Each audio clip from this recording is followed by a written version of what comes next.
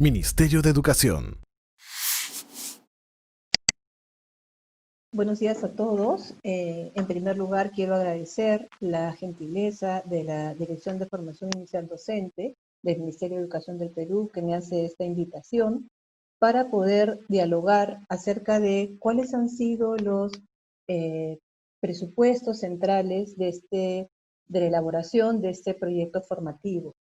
Proyecto formativo que tuve el inmenso honor de acompañar en su asesoría con un equipo de currículo muy comprometido, que me ha impresionado mucho por el trabajo realizado y por la valentía, nunca voy a cansarme de decirlo, en la toma de decisiones.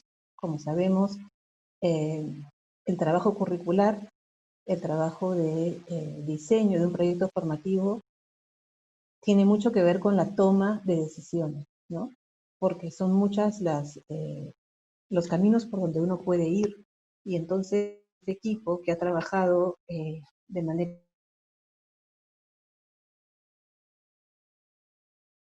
todos los programas que tenemos hoy a disposición, no solo ha hecho un trabajo imparable, sino que ha tenido una enorme valentía en esto de la toma de decisiones.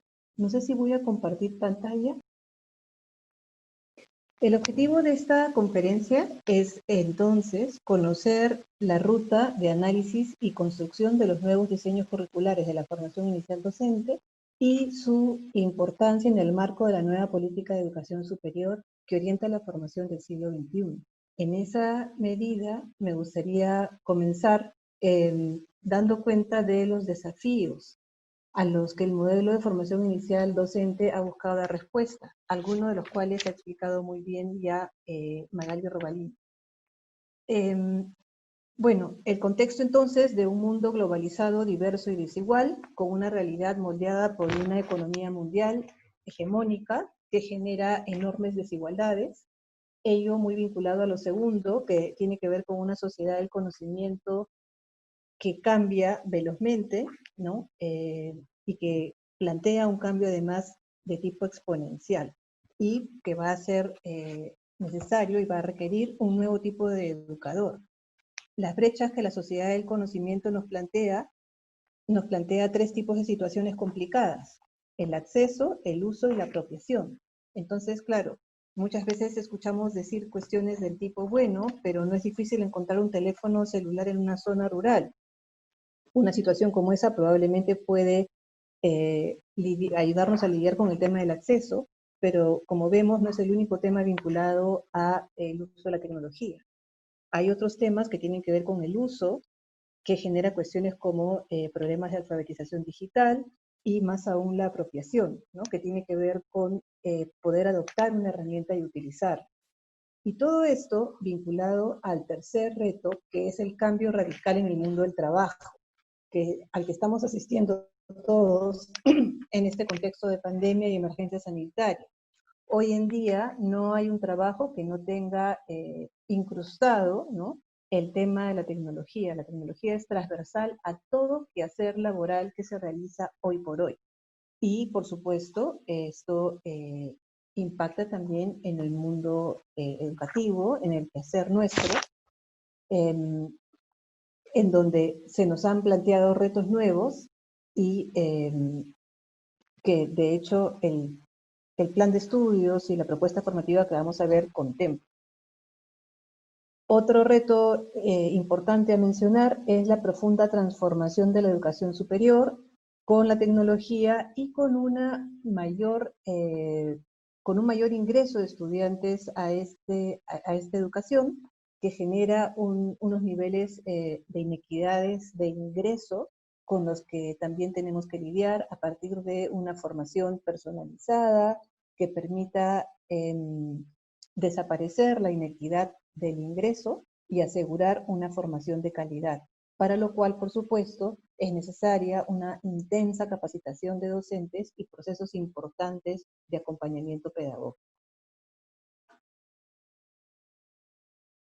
Entonces, estableciendo cuáles son los retos que esta propuesta ha buscado responder, Quisiera comenzar explicando algunas de sus rasgos más importantes.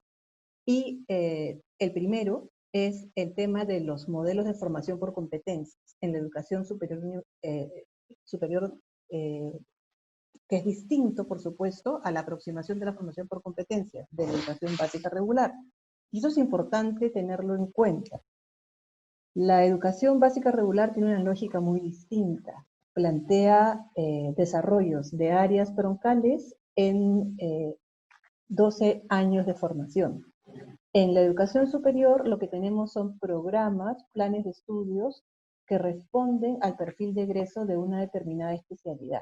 En este caso, estamos formando docentes. Entonces, lo que se ha planteado ahí es un perfil de un plan de estudios para la formación inicial de docentes. Entonces, ¿cuál ha sido la lógica desde la cual se ha abordado el tema de la formación por competencia? Esto no escapa a la evolución que ha tenido el concepto de competencia en la educación superior tecnológica. A inicios de la década de los 70s y 80s, ingresó el concepto de competencia a los institutos tecnológicos y ingresó desde una lógica mecanicista, funcionalista, para procesos formativos que típicamente duraban 2 años, en donde lo que se buscaba era desarrollar habilidades, destrezas, fundamentalmente. Entonces, el competente era el diestro, el hábil, ¿no? Cuando hacia fines de los años 90 e inicios del siglo XXI, la competencia ingresa al mundo de la educación superior, ya no solo tecnológico, sino también universitario, la universidad plantea un reto distinto porque es entendido como el espacio de la gestión del conocimiento por excelencia. Entonces, no podía omitirse el tema del conocimiento. Es decir, no era suficiente hablar de desarrollo de destrezas y habilidades. Entonces se empieza a hablar y a entender a la competencia ya no como la destreza o la habilidad, sino como este saber hacer o saber hacer bien que incorpora conocimientos, habilidades y actitudes. El problema con esta mirada del enfoque o del modelo genérico de entender la competencia como un saber hacer bien, generó en la educación superior atomización de saberes y produjo muy pocos cambios.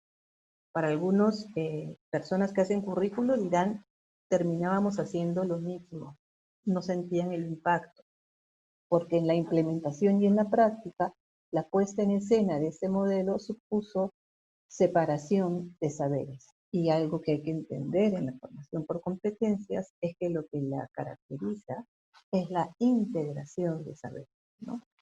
En la evolución de los modelos por competencias nos encontramos ahora en una mirada desde el modelo situado, actuación en situación, ¿no? No hablamos ahora de saber hacer bien en abstracto, sino hablamos de una actuación competente en una determinada situación.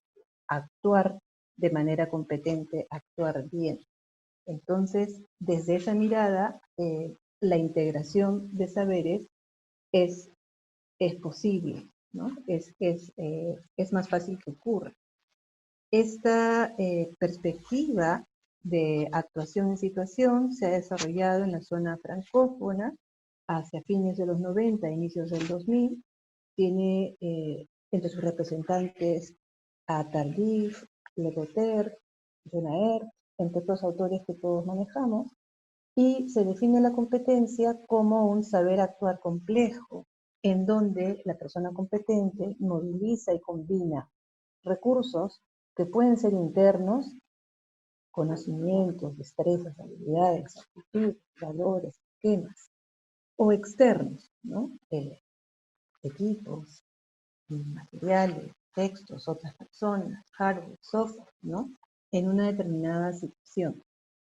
La combinación, por lo tanto, de recursos depende de la situación que uno tenga enfrente. Entonces, ya no es esta mirada forzada, previa, en donde sentíamos que teníamos que movilizar al mismo tiempo recursos conceptuales, procedimentales y actitudinales, sino que, bueno, habrá que hacer uso de lo necesario para resolver la situación que se tiene enfrente. Muchas veces se trata de actitud. Me gusta pensar mucho en el equipo de currículo de DIFOID. Hay que ser muy valiente para tomar decisiones para una propuesta formativa para un país, ¿no?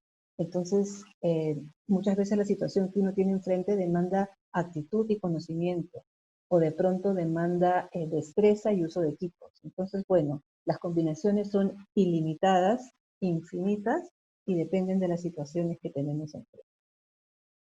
Y en esa medida me gustaría permitirme citar, usar una diapositiva de Óscar Jerez. Óscar Jerez nos visitó hace muy poco en la Universidad Católica, donde estamos también revisando el tema de los modelos por competencias en la educación superior, buscando comprenderlos desde donde estamos parados, que es la educación superior, y por eso permítanme reiterar que es una lógica distinta de la educación básica regular. Y básicamente porque en las universidades y en los institutos de educación superior lo que tenemos son planes de estudios de una carrera, de una especialidad, ¿no? Y esto es totalmente distinto a pensar en una propuesta formativa en donde lo que tenemos son áreas curriculares, ¿no? Y en esa línea se le preguntó a Óscar Jerez por la diferencia entre basado en competencias, ¿no? Un currículo basado en competencias, un currículo orientado a competencias o un currículo por competencias. Y me gustaría compartir con ustedes su respuesta a esto porque me parece muy importante tenerlo en cuenta en el contexto en donde está la DIFOID, que está a punto de implementar un modelo de formación inicial docente desde los modelos de formación por competencia. Lo que Óscar Jerez nos explicaba en esta reunión que tuvimos en la universidad es que va a depender mucho de la evaluación curricular. Va a depender mucho de la evaluación. Fíjense ustedes cómo la evaluación curricular define lo que hacemos en la implementación. ¿Esto qué quiere decir? Si es que se va a evaluar el currículo más 3 veces o más veces en distintos puntos de corte, entonces uno está en un panorama de formación por competencia. Si es que lo que se ha hecho es mapear las competencias del perfil de egreso en distintos hitos del plan de estudios para asegurar su evaluación, entonces estamos frente a un currículo orientado al logro de las competencias del perfil, ¿no? Entonces, esto es importante porque, como ustedes ven, dependerá de la evaluación curricular. Efectivamente, cuando se tiene una evaluación curricular en donde se evalúa el currículo en diferentes puntos de corte, esto genera espacios de evaluación por competencias que demandan una didáctica fuerte por competencias. ¿Qué puede hacer la DIFOID? Bueno, yo creo que eso va a depender mucho del tipo de implementación que se haga en cada escuela, ¿no? Apuntando probablemente a un modelo por competencias, pero al que se puede llegar de manera gradual, ¿no? Importante saber.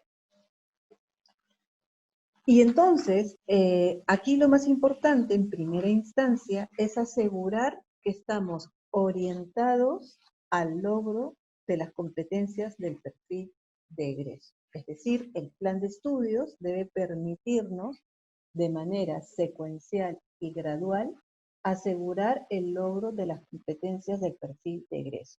Y en esa medida, una propuesta formativa como la de DIFOID asegura la articulación entre niveles.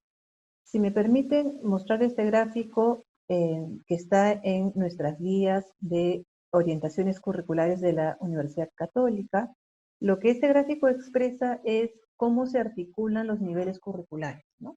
En el nivel macrocurricular de la gestión está el perfil de egreso. Y esto nuevamente para enfatizar cómo la lógica curricular por competencias de la educación superior, que tiene carreras y especialidades, es distinta de la básica, ¿no? Y este cuadro me permite hacerlo. A nivel macrocurricular tenemos el perfil de egreso de una especialidad. A nivel meso o intermedio curricular está el plan de estudios. Y a nivel microcurricular de la gestión están los espacios formativos, ¿no? Los cursos, los módulos, los talleres, los espacios formativos. Entonces, la idea de esta articulación es que los espacios formativos, llámense cursos, talleres, módulos, seminarios, se vean desde un enfoque de programa, no desde un enfoque de curso, en el contexto del plan de estudios. Entonces, el profesor de la escuela pedagógica ya no piensa solo en mi curso, ¿no? Es mi curso dentro del plan de estudios. Y el plan de estudios se entiende como un itinerario de formación que permite de manera gradual y secuencial alcanzar las competencias del perfil de egreso.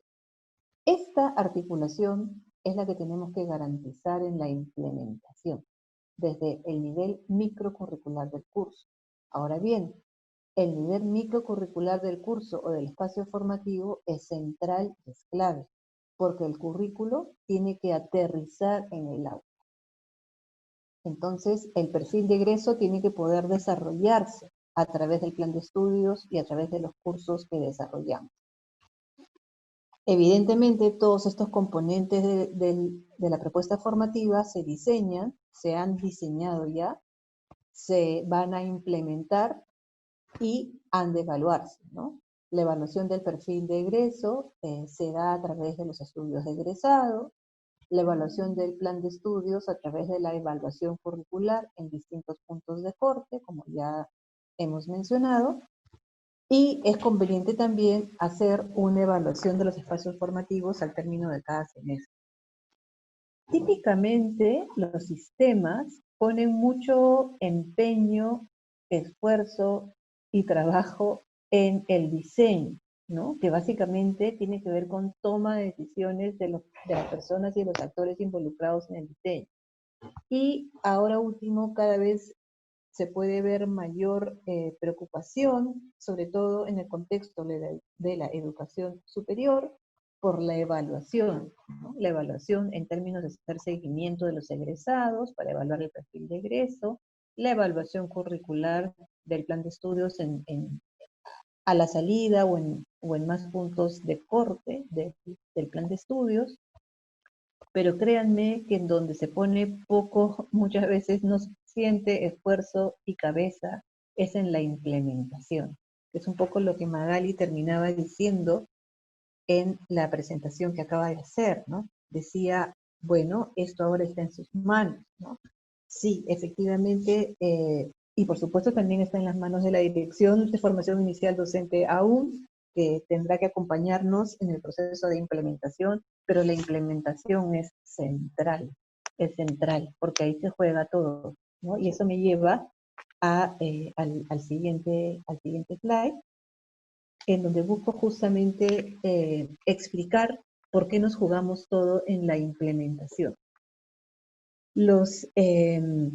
La teoría de currículo, en la generosísima presentación que hizo Víctor a mi persona, mencionó que soy docente de la Facultad de Educación, de una maestría en currículo que tenemos en la facultad, y bueno, en mi desempeño docente me permite siempre, gracias a Dios, es algo que siempre le agradezco a la vida poder hacer, estar en contacto con la mirada, si se quiere, más teórica de los temas que ahora estamos poniendo en práctica. Los teóricos de currículo, entre ellos Jimeno Sacristán, quien más ha desarrollado este tema de la puesta en práctica del currículo, señala que hay tensiones. La típica tensión del currículo como proyecto formativo, los teóricos de currículo la reconocen en la puesta en práctica del currículo. Es decir, una es la teoría y otra es la práctica. Y esto siempre genera tensión. Y genera lo que los autores llaman una concurrencia de práctica.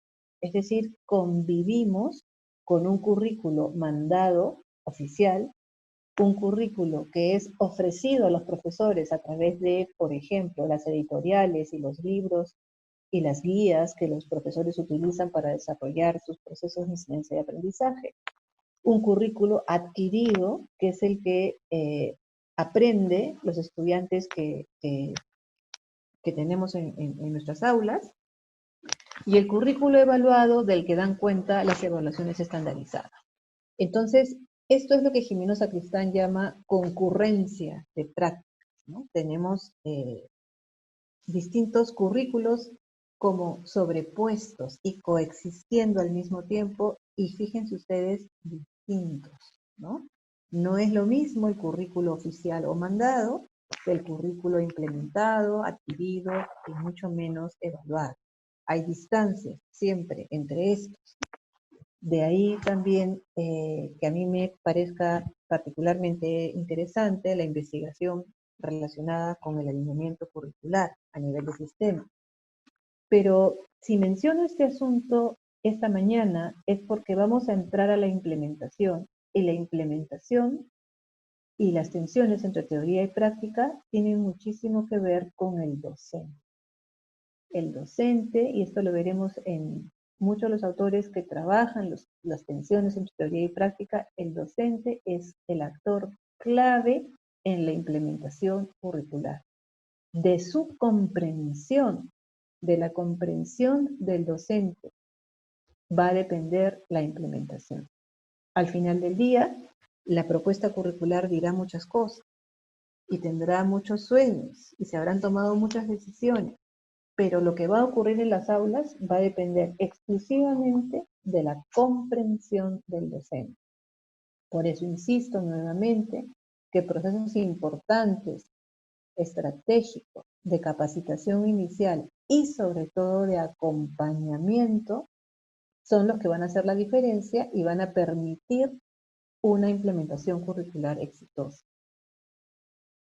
Entonces hasta aquí me he detenido un poquito analizando el concepto de competencia y desde los modelos de formación por competencia situada en la educación superior, ¿no? En esta lógica de un programa de una formación inicial de docentes con un perfil, un plan de estudios y una articulación de estos componentes, que vamos a ver en detalle un poquito más adelante, pero permítanme ahora también referirme a otro aspecto que ha sido central en la elaboración del currículo de la dirección, y es el trabajo con los actores. La gestión del currículo no escapa al componente de gestión, ¿no? Y hoy en día en los estudios, en las escuelas donde se trabajan a fondo los temas de gestión, se está haciendo enorme hincapié en los grupos de interés y su participación en la gestión. Y la razón de esto tiene que ver con una mirada estratégica y de sostenibilidad. Nosotros que hemos estado, y algunos están mucho más que yo, en la gestión pública, en la educación, tenemos que entender que la sostenibilidad es central. A mí es un tema que me toca de manera muy particular y muy personal. Yo estuve muchos años en el esfuerzo de lo que fue el plan piloto de bachillerato nacional del Perú, que gracias a Dios tuvo algunas después implicancias e influencia en lo que fue la nueva secundaria y algunos desarrollos curriculares posteriores, pero que bueno, no se concretó, ¿no? Y entonces, una lección aprendida importante de ese proceso es la sostenibilidad.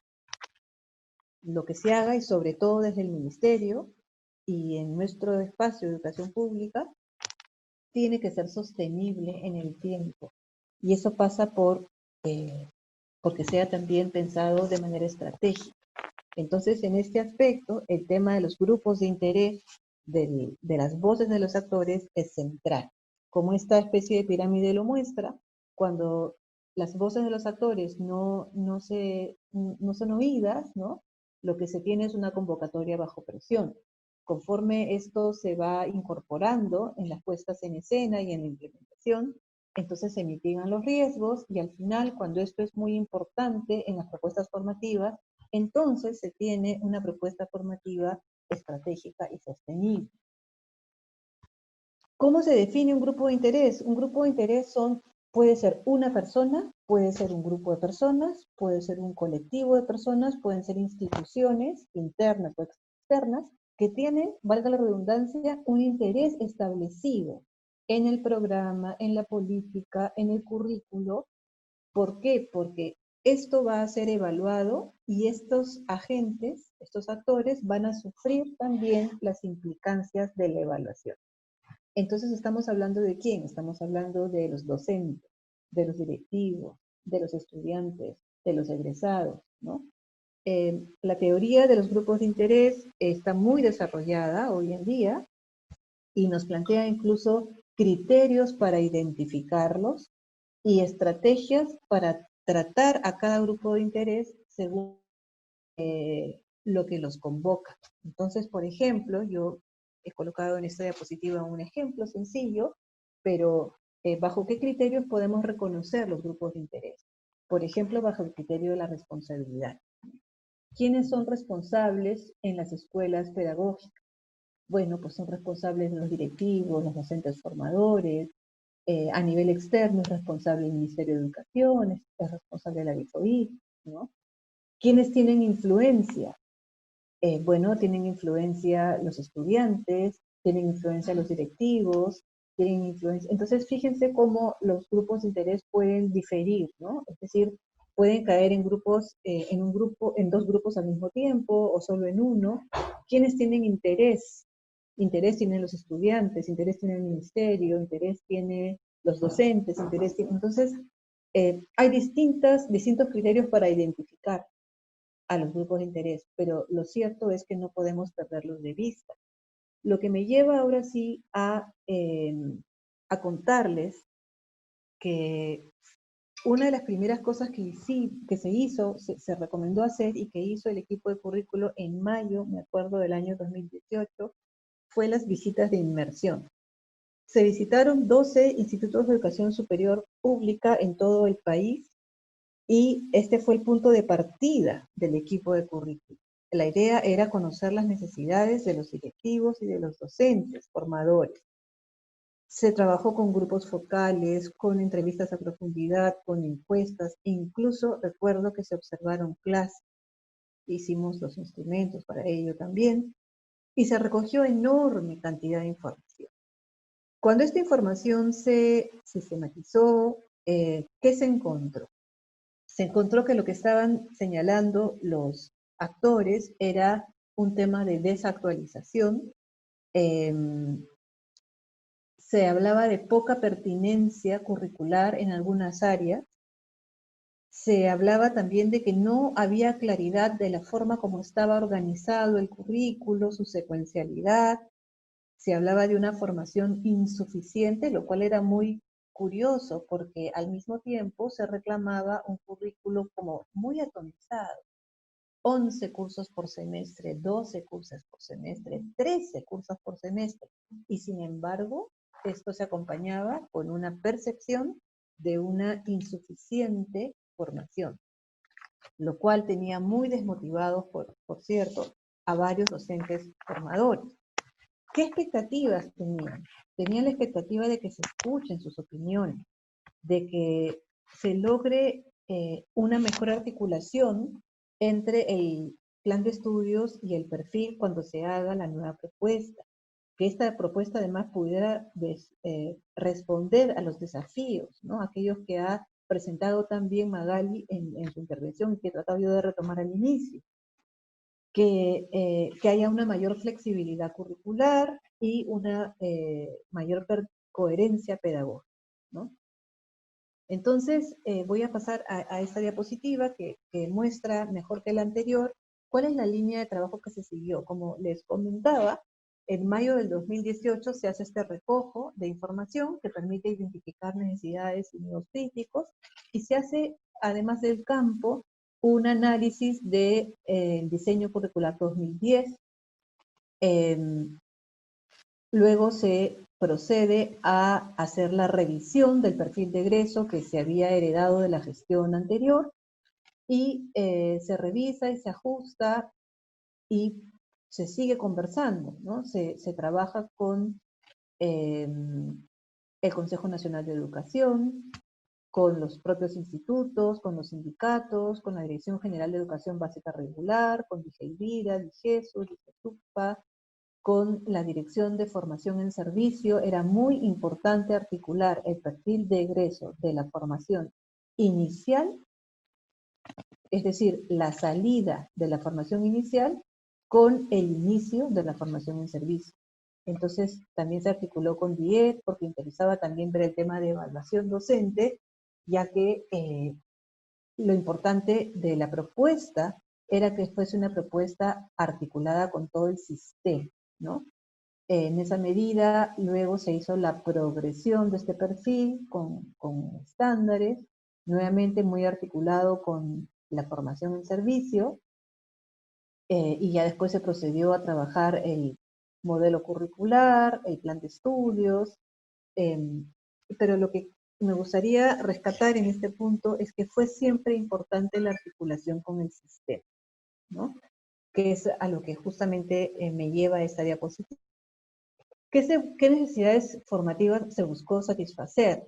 Se buscó una mayor pertinencia a las demandas de contexto nacional y global, eh, y una articulación con las políticas educativas nacionales e internacionales. Es decir, por el momento en el que se tiene que pensar en un currículo de formación inicial docente, el Ministerio de Educación contaba ya con marco del buen desempeño del director, marco del buen desempeño docente, una carrera magisterial, una política pública de carrera magisterial, evaluaciones de docentes, estándares de desempeño docentes contra los cuales se hacen estas evaluaciones. Entonces, siempre quedó claro que lo que se hiciera desde la dirección formación inicial docente tenía que articularse con la formación en servicio y con todas las políticas educativas nacionales que tenía el Ministerio de Educación. Permítanme ahora presentar brevemente el perfil y el plan de estudios. Doctora María Teresa, tenemos menos de 10 minutos, aproximadamente 9. Sí, perfecto. Gracias. Muchísimas gracias. Perfecto. Entonces, el perfil de egreso, al parecer, están aquí las competencias, pero digo al parecer lo podríamos ver como muchas competencias, pero me gusta ver los dominios para entender cómo está construido este perfil. Entonces, tenemos en azul el dominio de la preparación para el aprendizaje de los estudiantes, que básicamente trabaja las competencias de que el egresado pueda conocer bien a sus estudiantes y todos los temas pedagógicos que se involucran en este conocimiento. Por supuesto, esto luego decanta en todos los cursos vinculados a desarrollo infantil, desarrollo del adolescente, desarrollo integral de la persona, la planificación de la enseñanza. Luego en celeste está el dominio de la enseñanza para el aprendizaje de los estudiantes, que tiene que ver con pues, crear un clima propicio, conducir sesiones conducir procesos de enseñanza-aprendizaje, evaluar la enseñanza y el aprendizaje. En naranja está el dominio de la gestión, gestión de la escuela, relacionamiento con la familia y con la comunidad.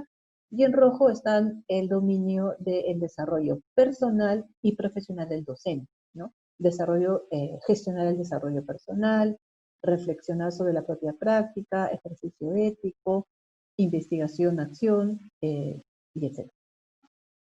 Estas competencias, luego, como ya se ha visto, cada una de ellas se progresa, ¿no? En 3 niveles. Por ejemplo, para la competencia que tiene que ver con conducir el proceso de enseñanza, tenemos una concreción en un nivel 1, que es la expectativa de logro al 5.º ciclo, un segundo nivel de progresión, que es una expectativa de logro a la salida, es decir, el ciclo 10º, y un tercer nivel que ya se logra con el ejercicio profesional y se articula con la formación en servicio. De esta manera se han progresado todas las competencias del perfil de egreso. Al plan de estudios voy a referirme brevemente porque sé que hay una presentación que viene después, que va a ser el equipo de currículum, donde van a explicar en detalle el plan de estudios. Yo solo quiero señalar que, como ustedes pueden apreciar en el gráfico, en este gráfico, tenemos un componente de formación general muy importante en los primeros ciclos de formación, ¿no? Es decir, si acá tuviéramos el primer ciclo, el segundo, el tercero, el cuarto, etcétera, vemos que el componente de formación general está muy presente y luego como que se va diluyendo. Y hacia el final de la formación tenemos bastante más presente el componente de formación específica, según la especialidad, inicial, primaria, secundaria, etc. Y en todos los casos un espacio importante de práctica y de investigación, que es la nota de mayor flexibilidad y la nota más innovadora de esta propuesta formativa. Se ve más o menos así.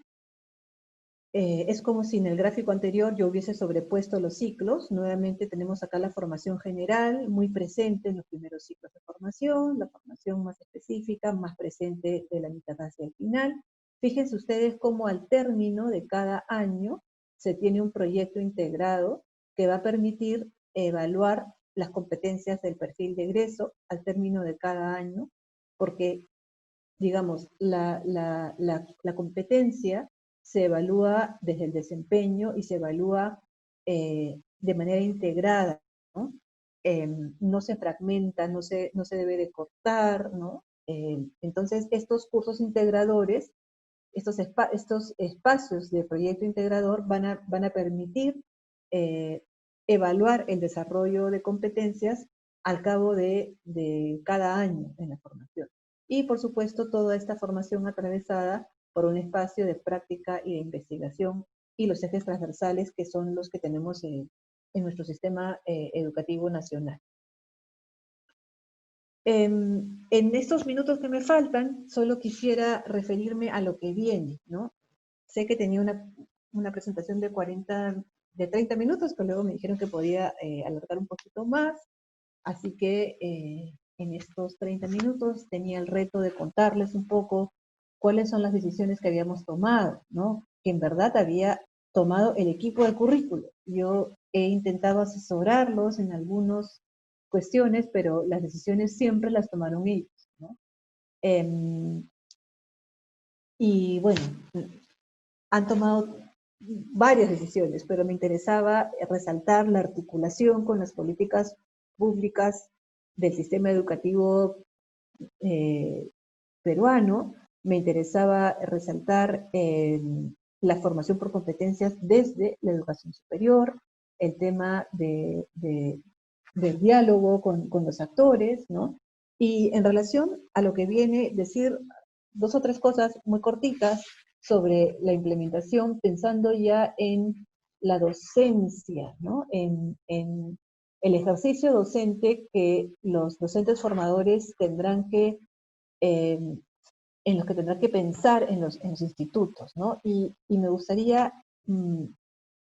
quedarme con un texto de Frida Díaz Barriga acerca de cómo es esta persona competente que sabe actuar en una situación profesional y que pasa por una propuesta formativa como la que plantea la Dirección de Formación Inicial Docente. Y permítanme leer, ¿no? Este profesional competente se caracteriza por su capacidad de contender con las situaciones reales que son propias de un contexto profesional en cambio permanente. Como decía Magali, la emergencia sanitaria no es otra cosa más que hacer eso como muy evidente para todos. Este cambio y estas situaciones y esto que estamos viviendo se caracteriza por la incertidumbre, por la singularidad y la presencia de conflictos de valor. Es decir, hablamos de problemas relevantes que se enfrentan en el mundo profesional y en general en los escenarios de la vida real. Es decir, hablamos de situaciones que nos plantean dilemas de desarrollo tecnológico, ambiental, ético, político, económico. En estas situaciones que son inéditas, pero que son pertinentes al campo de acción profesional, La persona competente está capacitada para tomar iniciativas, tomar decisiones, negociar, hacer elecciones en condiciones de riesgo, innovar y asumir responsabilidades. Probablemente de todo esto yo me quedo con asumir responsabilidades. Es decir, vamos a formar docentes que tienen que asumir las responsabilidades del quehacer pedagógico, que son muchas. Entonces, la siguiente pregunta es, ¿cómo formamos a un docente con estas características? Y ahí, antes que hablar de metodologías, me gusta hablar a mí de didáctica, ¿no? Situaciones didácticas, tareas, actividades, en donde ese docente, pues, movilice los recursos que necesita para hacer frente a la situación que le pongamos, ya sea académica, preprofesional o profesional. Entonces, la propuesta de docencia debiera pasar por presentar una situación muy parecida a la real, ¿no? Estamos hablando acá de justamente situaciones en donde tenga, por ejemplo, que tener diálogos con padres de familia, elaborar secuencias didácticas estructuradas, conducir una sesión de clase, elaborar un instrumento de evaluación, etcétera. Y presentado el problema, lo que hay que hacer es brindarles esquemas de actuación y luego permitir la aplicación reflexiva de estos esquemas de actuación. Y en esa lógica, en la formación por competencias en educación superior, es bien importante para que se pueda lograr lo que Frida Díaz Barriga dice sobre profesional competente, que es un profesional que asume la responsabilidad de su quehacer profesional, es graduar los niveles de autonomía. Entonces, en los niveles iniciales de la formación, en la educación superior, el docente avanza con dirección y con mucho conocimiento de los docentes, ¿no? Las competencias se trabajan siempre completas y desde el inicio, pero evidentemente a través de los módulos de formación, pero evidentemente al comienzo muy asistidos con los docentes, ¿no? Entonces, elaborar una secuencia didáctica estructurada al comienzo será algo muy acompañado, ¿no? Estas son las partes, esto es lo que tienes que asegurar, esto es lo que tienes que hacer, ¿no? A nivel intermedio de la formación, el estudiante desarrolla su propuesta y está como vigilada, ¿no? Revisada por el docente. A ver, muéstrame lo que estás haciendo, ¿no? Espacios de retroalimentación, de feedback, ¿no? Y la idea es que si al final de la formación el estudiante elige los esquemas de actuación, ya no pregunta cómo se hace, ya lo hace solo, ¿no? Ya tiene el esquema de actuación incorporado, pero siempre es importante el trabajo de seguimiento, de retroalimentación y de supervisión del docente que lo forma. Un Entonces, minuto, doctora, disculpe, y un minuto. justo, Gracias. perfecto, estoy ya en el último slide. Entonces, lo que quería resaltar es que esta idea de la competencia entendida como actuación en situación solo se puede desarrollar en la implementación a partir de lo que los autores llaman como cognición situada, ¿no? Situada en el mundo profesional, o aprendizaje auténtico, que es el otro nombre, ¿no? Enseñanza situada. ¿Situada en dónde? Situada en el mundo profesional. ¿Esto qué significa? Significa que tenemos que involucrar a los estudiantes de los institutos de manera creciente en asuntos o problemas muy similares a los que van a experimentar en el mundo profesional. Fíjense que esto es de manera creciente, es secuencial, es gradual. Hay que ponerlos desde el principio a pensar en la elaboración de secuencias didácticas, la elaboración de instrumentos de evaluación, las entrevistas, el crear un clima favorable para el aprendizaje, de manera gradual y creciente. Tenemos que confrontarlos con problemas típicos de su profesión. Carles Monereo ha desarrollado un interesante trabajo sobre los asuntos prototípicos y emergentes de la profesión que tienen que estar en los planes de formación, ¿no? En el plan de estudios. ¿Cuáles son los problemas típicos de la profesión docente? Esos tienen que estar en la formación y en los planes de estudios. Y al hacerlo, lo que hacemos es garantizar la identidad, es decir, yo me siento docente porque trabajo y mi formación tiene que ver con problemas de la realidad docente. Esto es además más que significativo, es relevante, porque son problemas típicos de mi profesión. Esto me aproxima a la profesión y le genera realidad. Bien, con eso sí termino, agradeciendo la invitación y felicitando a la Dirección de Formación Inicial Docente, a su equipo de currículo, porque lo que se ha querido desde el inicio es un modelo curricular que permita una nueva generación de docentes en el país, ¿no? Y esto es lo que está ahora en nuestras manos, en las manos de nosotros que somos los docentes formadores, en aquellos que tengan un rol directivo, sacar adelante una propuesta curricular que permita una nueva generación de docentes. Muchísimas gracias.